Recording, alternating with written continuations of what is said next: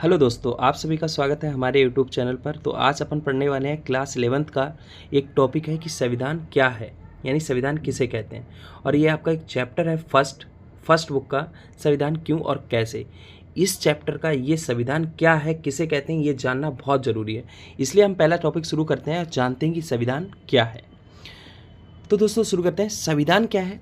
संविधान एक ऐसी बुक है, या कह सकते हैं एक ऐसा लिखित दस्तावेज है, ठीक है, लिखित और अलिखित दस्तावेज है, जिसमें किसी भी देश को संचालित करने के लिए बहुत सारे नियम और कायदे कानून, या फिर हम कहें प्रावधान बताए गए होते हैं, लिखित तौर पर विवरण दिया गया होता है उस दस्तावेज में।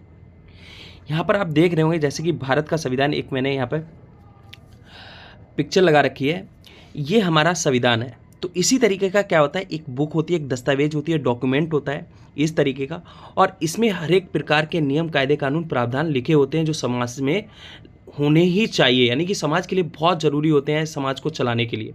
ठीक है दोस्तों, तो संविधान क्या है? एक लिखित दस्तावेज है जिसमें बहुत सारे नियम कायदे कानून और प्रावधानों का क्या होता है, विवरण होता है, यानी कि उनको लिखा जाता है, जिससे क्या हो सके, कोई भी देश क्या कर सके, अपनी शासन व्यवस्था को आसानी से चला सके।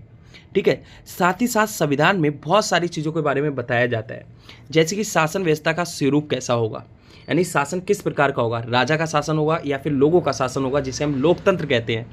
ठीक है, सरकार की शक्तियाँ क्या होंगी, यानी सरकार की जो शक्तियाँ हैं वो क्या होंगी, ठीक है, क्या कर सकती है सरकार, क्या नहीं कर सकती है, जनता के अधिकार क्या होंगे और कर्तव्य क्या होंगी, ड्यूटीज़ क्या होंगी जो जनता को, पब्लिक को निभानी होंगी। साथ ही साथ संस्थाएं, यानी संस्थाओं के बारे में भी क्या होता है, हमारे संविधान में लिखित तौर पर बताया जाता है कि कौन कौन सी संस्थाएं होंगी। जैसे कि हम इंडिया में देखें, भारत में देखें, कार्यपालिका, न्यायपालिका, विधायिका, इसी प्रकार की जो संस्थाएं होती हैं उनका विवरण संविधान में दिया जाता है। सरकार के बहुत सारे अंग कौन कौन से होंगे, जो विभिन्न अंग हैं वो कौन से होंगे, उसके कार्य और प्रशासन इत्यादि के बारे में विस्तृत, यानी कि पूरी एकदम विस्तार से संविधान में इन सभी चीज़ों की जानकारी दी जाती है। कानून और प्रावधान बनाए जाते हैं ताकि किसी भी देश को बहुत अच्छे से या समाज को संचालित किया जा सके।